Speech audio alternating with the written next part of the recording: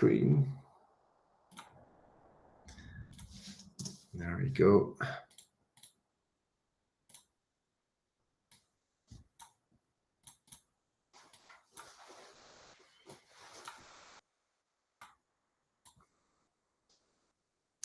Hi.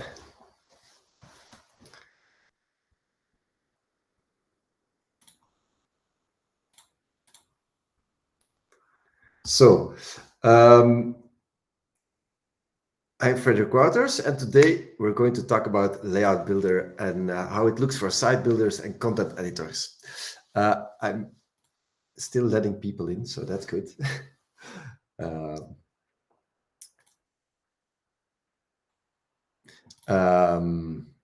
We're going to start. This webinar is supposed to take 1 hour normally, but I think the most important parts will be finished at 45 minutes or 40 minutes, and then I think if there's time left, then we can go to question and answers after. Okay, so I'm going to be giving this webinar. I'm Frederick Wouters. I'm an enterprise architect at Dropsolid. My coworker Wesley has also contributed to this presentation. He has also given this webinar at given this session at DrupalCon. But today it will be just me. What is Dropsolid? The obligatory company introduction, which I have to do. Dropsolid is a Belgian company based in Ghent. We're about, I think, about almost 100 people. Most of them in Europe. We have some in South America, but some in Portugal, Czech Republic, and in Belgium, of course, a lot. We have partners in different continents and multiple countries. And yeah, we have digital experience in our veins, but we come from a heavy Drupal background, so we do a lot with Drupal. I'm going to spoil it right away. Layout Builder is good, but we did some UX research and we improved a lot on it, and I will demo that today. So that's that. And then there's also some cool specific things that I will demo also after that. Dropsolid is very active in the Drupal community. We sponsored a lot of DrupalCons, Drupal camps, and are active on many Drupal projects as well. Dropsolid also built a digital experience platform with Drupal as a content management system, but with Mautic as a marketing automation tool and Apache Unomi as a customer data platform, which allows us personalization in websites, but also in marketing automation. So we have really nice use cases of personalization in email and personalization in content management. Because of the open base of these products, you can link whatever product that you have with these systems. We do a lot more than that. So we also do consultancy, we do projects, we do Drupal training.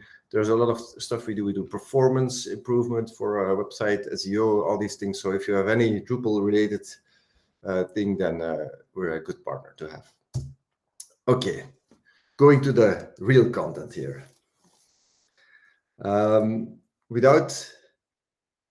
You cannot look at the future without looking at the past. And why am I saying this? Because inline content editing has been a thing in Drupal for quite some time now.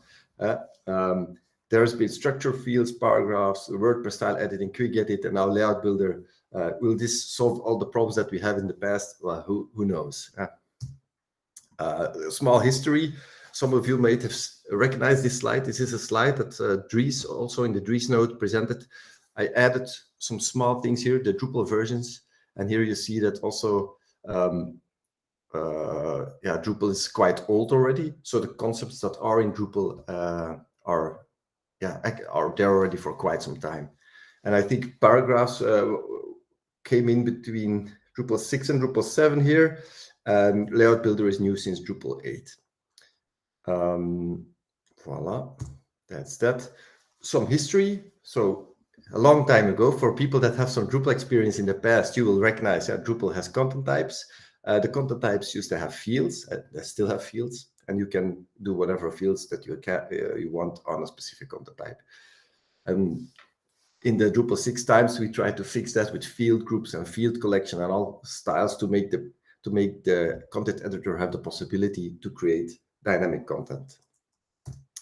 Then paragraphs came along, and that allowed editors to give much more richer user experience with paragraphs. So they can put in whatever kind of paragraph in this field, and this allows editors to have a really rich choice to create nice pages. And Dropsolid had a lot of these paragraphs built in every install profile. So here you see a list of the paragraphs that we typically install on every site that allow, actually most websites are built with this, and you can build anything with it.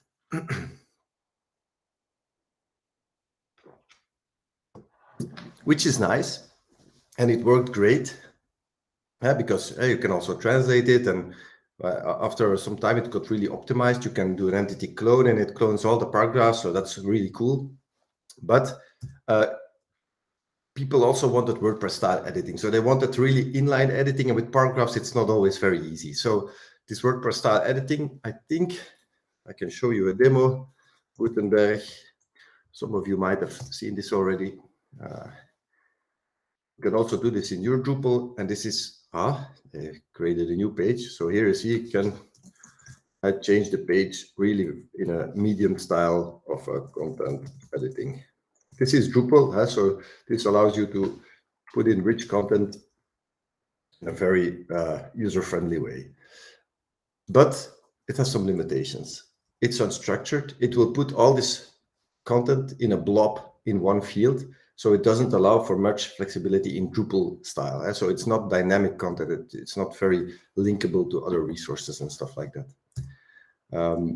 Then came in Drupal Quick Edit. Quick Edit was the core inline editing style that was there for quite some time now. It looks like this. You can see this view and then click on this text with a contextual link and start to edit it. But very recently, it's got removed from core because there were some issues with that. Moderation workflow wasn't working, multilinguality. So there were some issues with that. And then there's the new style layout builder. So that's what we're talking about now. That's the new stuff.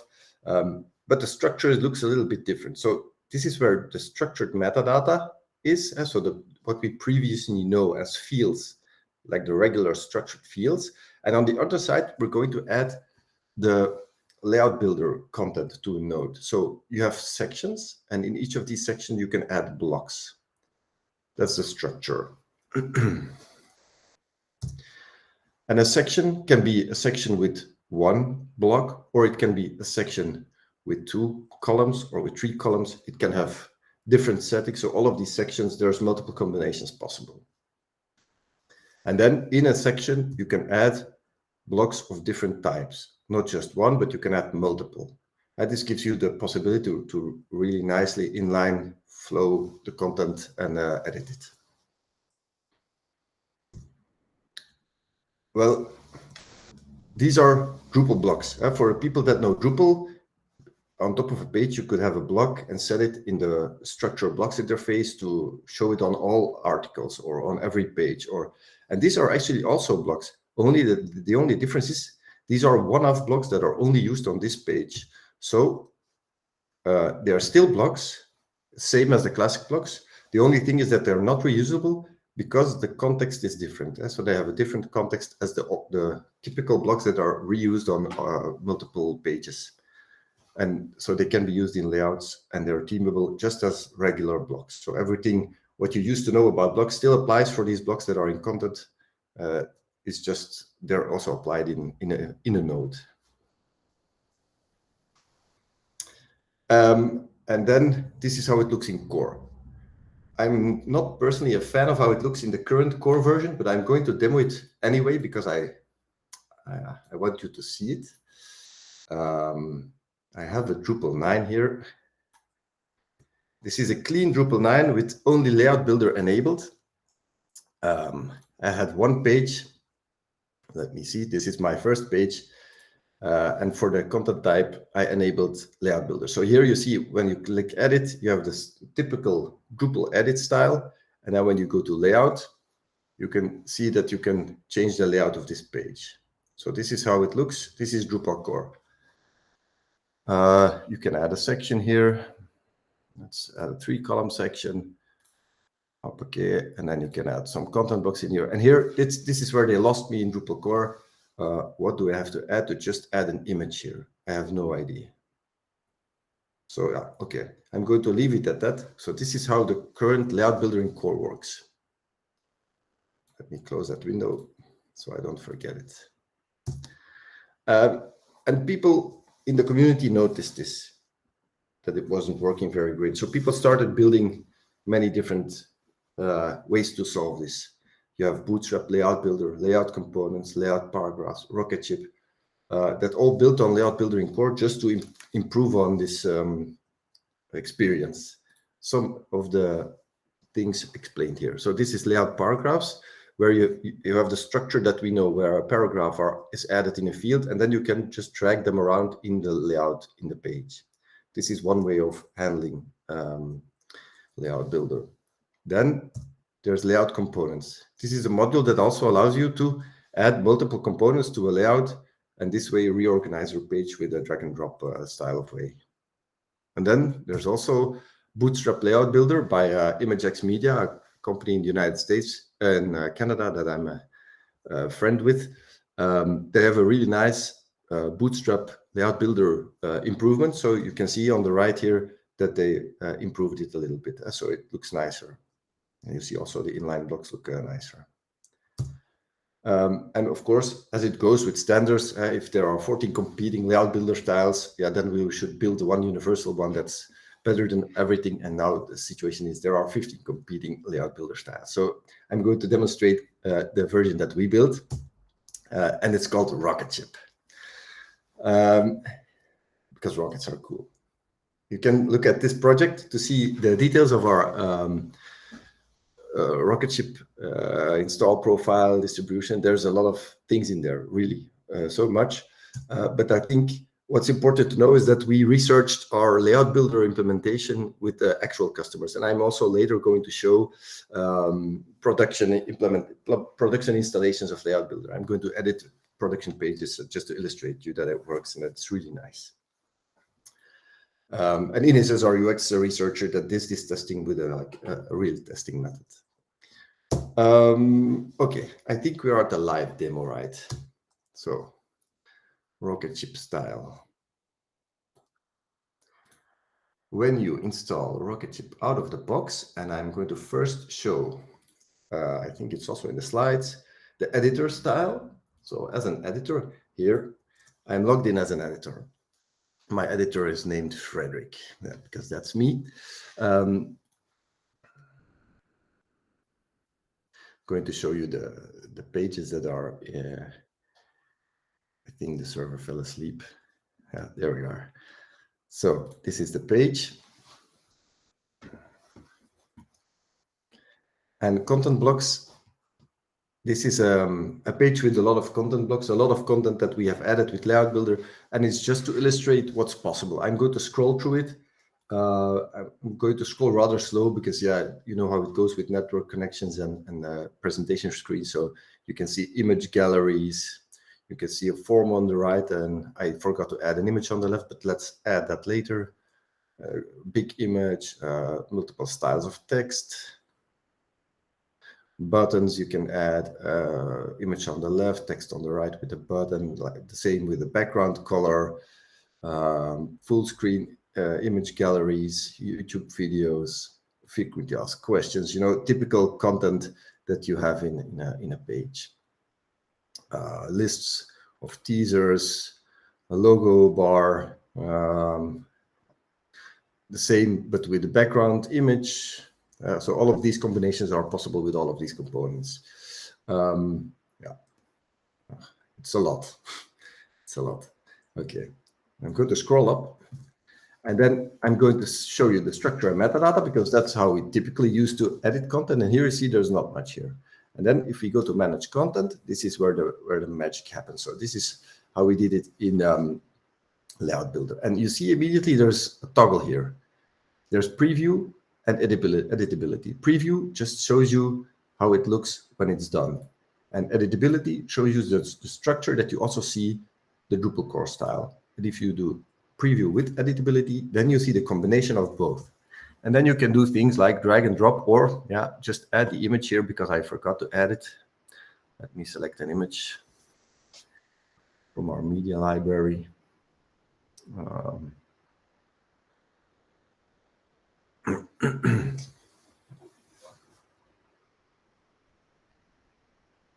And in the DrupalCon presentation, I uploaded like 20 images at once, and it failed and break. So today I'm going to just choose one. Very boring, but it will work. There they are. I'm going to choose my face. Oops.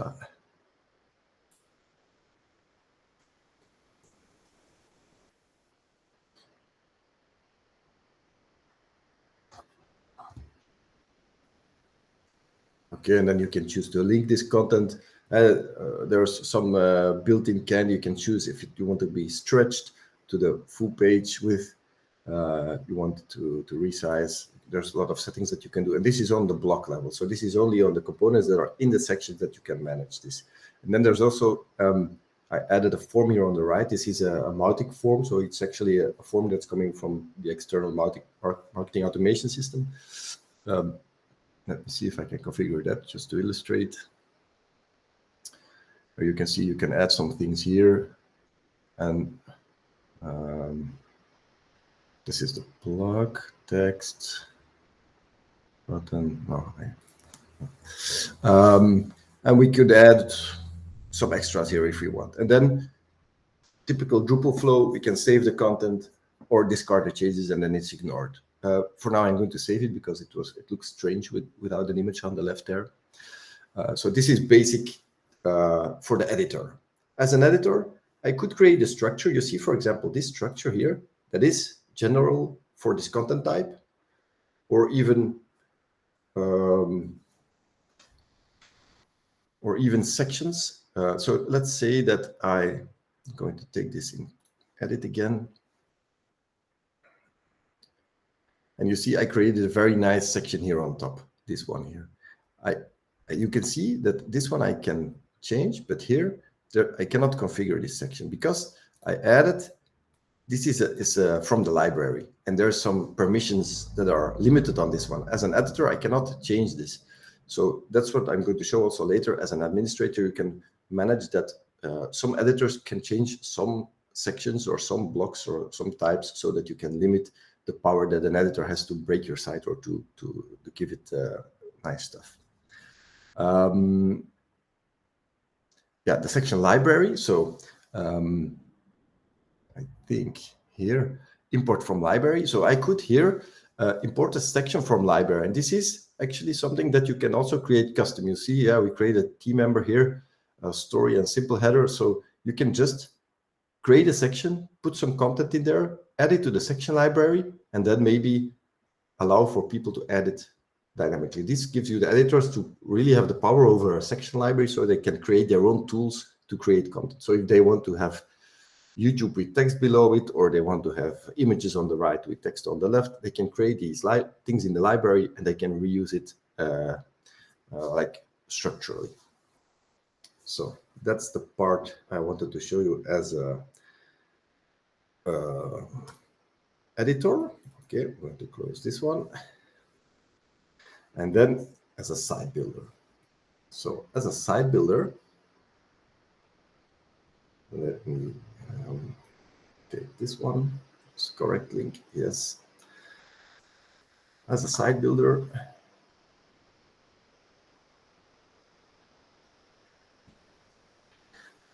I can see the same page.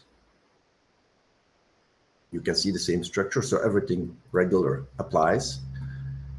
And then if you edit the content, it looks exactly the same. The only difference is here you can see I have more power. So I can also edit this structure, the structure that's general for the content type. And speaking about content types, manage display, I think. So in a page, you can say, okay, I generally want to use layout builder for this content type, and then you can have you can manage the layout for a specific content type. So this allows you as a site builder to configure a content type with drag and drop and really prepare it, then save the content type. And then editors can start using that as a frame and using the same method to add content within this frame that you provided them with. The moment that an editor changes the layout of a page, then of course it doesn't follow the rules that you applied on a content type level anymore, but it will create a separate instance, and it will start to live its own life, because they changed from the structure. If you have a lot of content that where people don't change the layout, it will all follow. When you update the general one, it will follow this one. So that's here.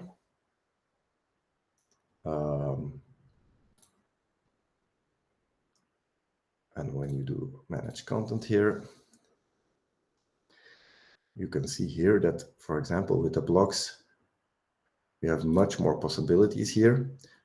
You see, as a site builder here, I can add all these kinds of blocks that are Drupal blocks from the block system. So if you, as a site builder, create some views or some block types that you want to use in your system, they will all be usable, and you can also use them throughout your content very dynamically, apart from these that we provided here. Voilà. That's that. Let's see. I didn't forget anything. Yeah, my notes. The builder lock. Section to library. Okay. So let's see. Here you see the button add to library, and this way you can add this person with form section to library. I think that's what I wanted to say here. Then the question rises, with all this rich way of content editing, will we still need content types? This is a question that a colleague of mine raised, because he really thinks that we will not need content types anymore. And he has prepared a demo for that, which I am also going to show you, so that you can make your own opinion on that. Let me take the theme page. On this side, the theme page, yeah. So here we created a page with an overview, and this is just a reference. And here you can see that if I go to manage the content, I can. It's I saved it. I added it already. So okay, let me see here. Manage content. I was testing this demo earlier, and I already did this piece. So configure block. Here you see that you can add related items, and here we can choose from all the pages. Add this page. We can add Frederick here, and now Frederick is added. So because the teaser is already themed, here you can see we can add a theme page without actually creating a content type theme. Frederick is just a page. Let me save this one first. And if we then go to Frederick, then it's just a page that's using content with layout builder, like it's a section that we prepared. So this way you can actually create theme pages or job openings or all kinds of pages with one content type, with just having a section library with all these sections prepared. So you can ask yourself the question, will we in the future still need content types if we have a rich section library? Okay, that's that. On to the next. Does it work in production? Yes, it works in production, and I'm going to show it to you as well. I have some very nice pages that I want to show you. So Boerbond is a big Belgian company that's also using layout builder in production already. So currently on boerenbond.be, you will find pages where this is enabled, and I will just show you. Look, if you take inhoud beheren, so it's managed content here, and then you can see the layout builder in action, and it looks really pretty, and users are editing this. Just to prove this, you can see that it's not just us, it's really filter on page. The editors are really using it very intensely to create their own styles of page. Let me cancel these changes. So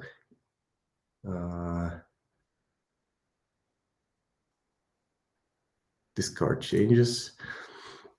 So voila, here you see that they look really nice. And just to illustrate all the possibilities that I showed in the demo, they are also actually using content. So working at Boerenbond, they create full page images, like these kinds of styles with the forms and everything. So it really gives them a lot of possibility to create really nice pages in production. Voila, that's that. Let's see what else do I want to show you. Is there more? Yes, there are some things that I also want to share with you. And these are interesting on how we built these in production. One of the cool things is you can lock some blocks for specific roles. The module is called Layout Builder Lock.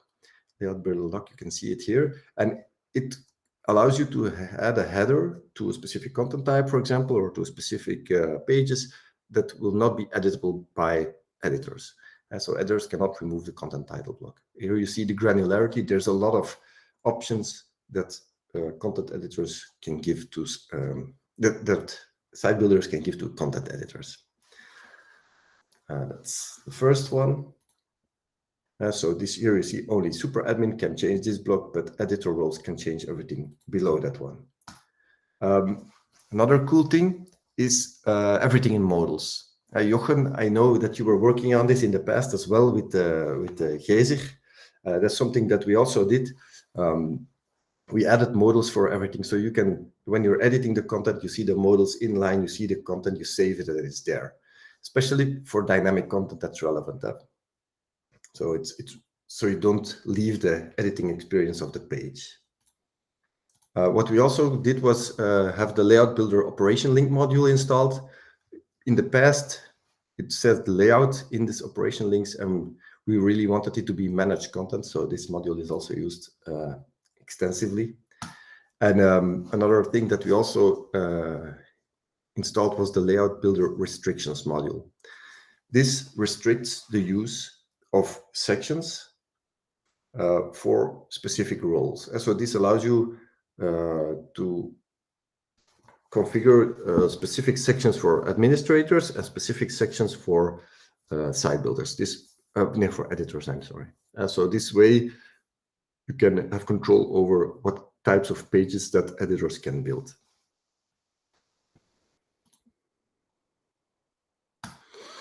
And then the section library, which I already talked about as well. So it's called section library. It looks like this. It depends on the theme, of course. I showed it in a white theme, but it looks like that, and you can add sections like this.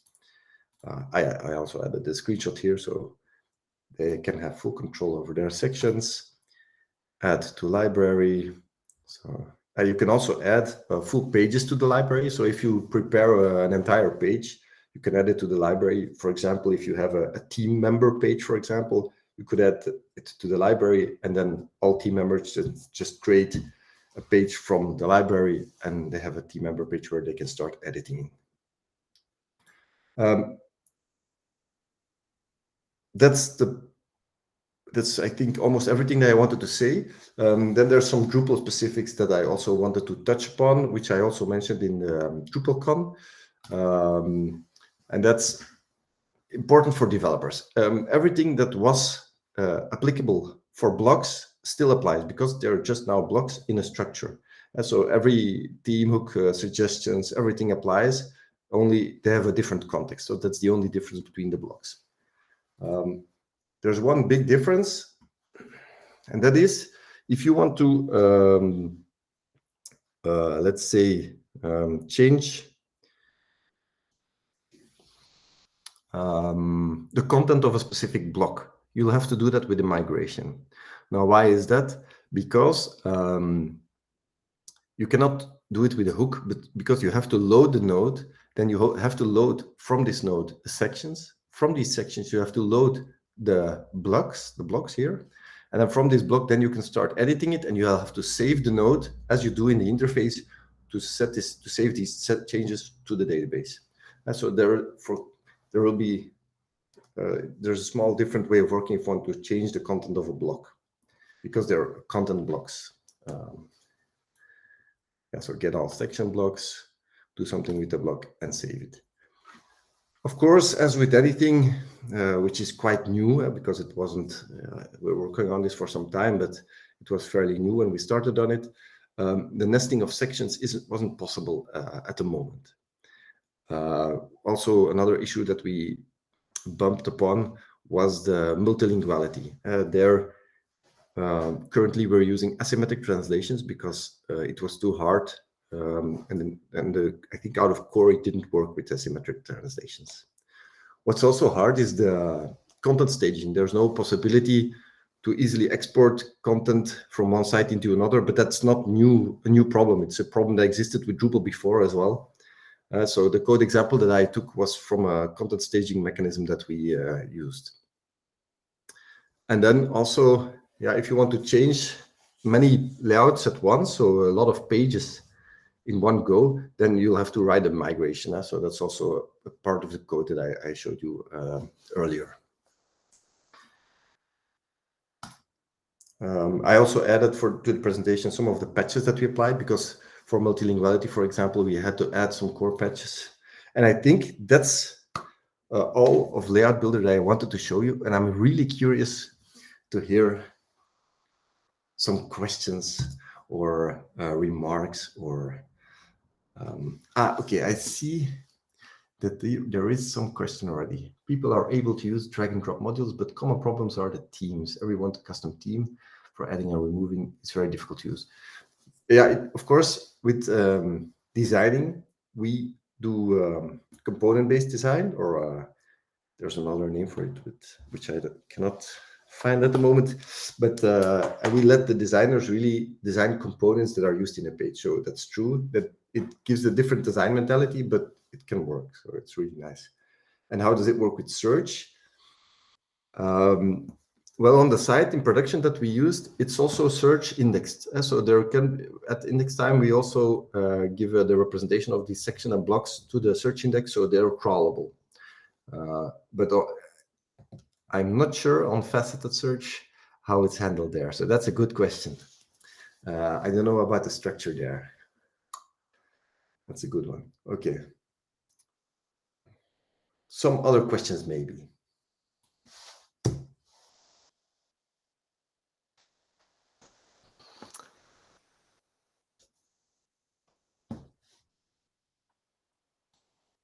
Very silent. Let me stop the recording.